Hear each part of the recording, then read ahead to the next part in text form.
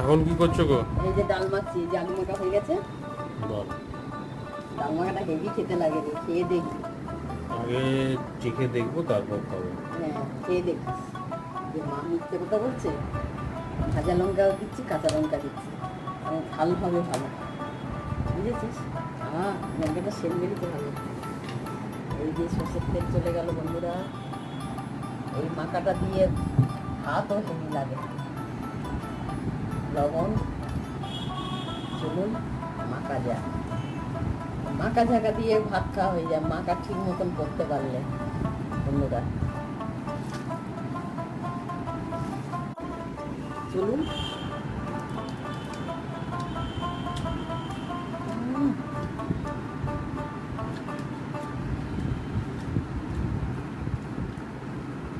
কেমন?